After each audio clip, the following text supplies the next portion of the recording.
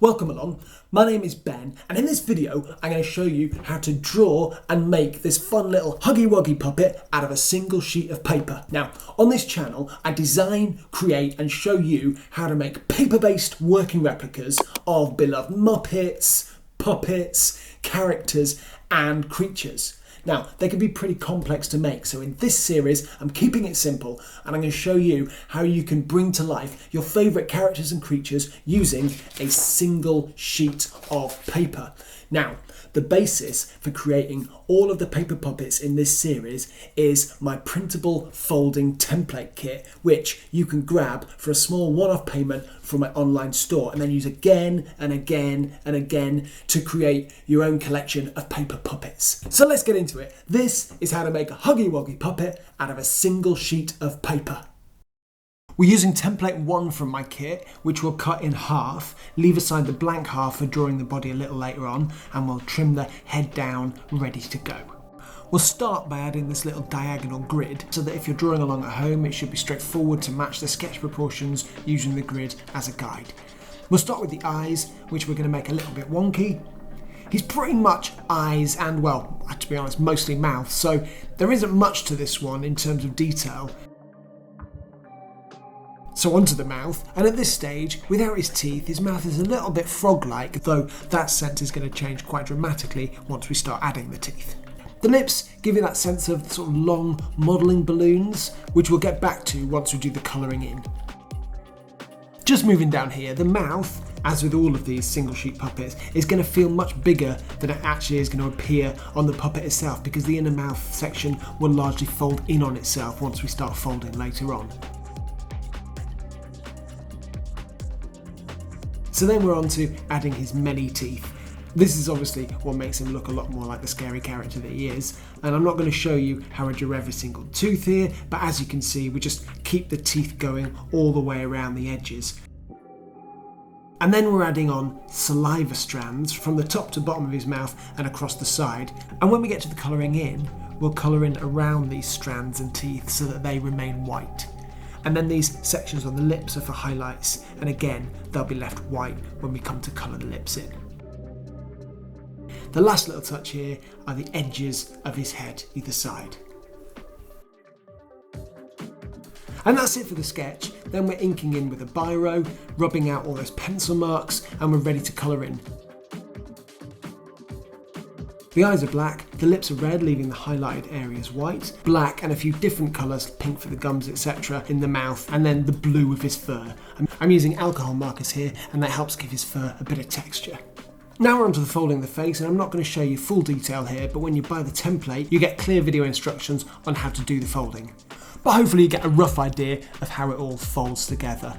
Although actually, one section that is a bit different from the instruction video is the top forehead corners, which we're going to fold slightly differently because we're just going to fold the middle 3 of the 5 lines that are there for folding and then fold that over.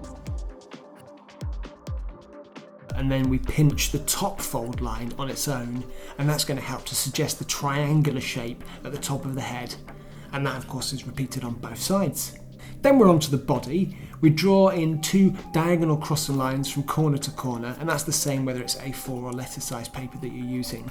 These 2 ovals that we start with here are going to be the forearms, and the central oval covering most of the top quarter will be the chest. Now we're doing some rough guidelines for the legs snaking down on either side.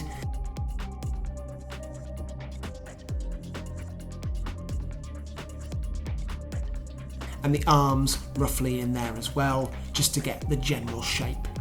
Then here we're roughly adding the edges of his legs. We're going to go over them again in a second, but these lines just mark out the thickness of his legs for now. I'm working pretty fast and loose with this because we're going to ink it all in shortly, and as mentioned before that, we're going to rework it to give it that furry texture.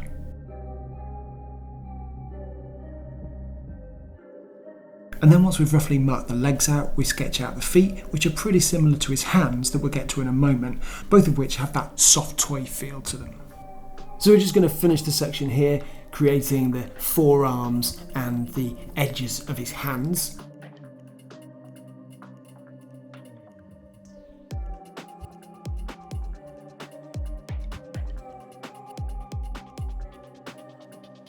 And then we're just going to add in the neck, and then his bow, which is just 2 loops and then a bit of string hanging down.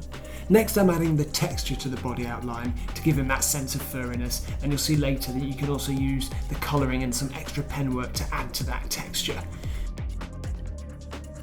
In simple terms, I'm just making his outline more bumpy around the legs, body and arms, and again, I'm working pretty fast and loose, but it will give a nice furry effect.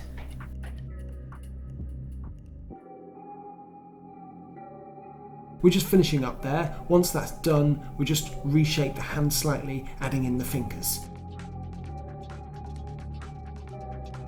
These lines here are going to form strips that you can wrap around your fingers to move his legs, which I'll show you in a second. We're going to ink in first, and then, as before, we'll rub out all of those pencil marks and we're ready to colour him in. And I'll share the colours I'm using in the video description. We cut it out and then fold back the strips ready to glue around your fingers. And I recommend using the fingers of the hand you're going to be doing this with to make sure you get the right width for you, bearing in mind that the 2 loops you're creating may be different in width due to the relative size or thickness of your fingers.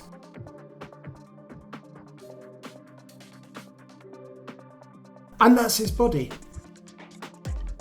Then we're just going to glue the neck onto the top flap of the head folding section, fold it back in, and actually, as we have some spare cut-offs from the sheet, I'm adding an extra strip of paper here for a finger loop to make it a bit easier to manipulate his mouth open and closed. And that is a Huggy Wuggy puppet made out of a single sheet of paper. And if you check out my top corner playlist, you can see a whole bunch of tutorials for other characters and creatures that you can also make using my single sheet of paper puppet building kit.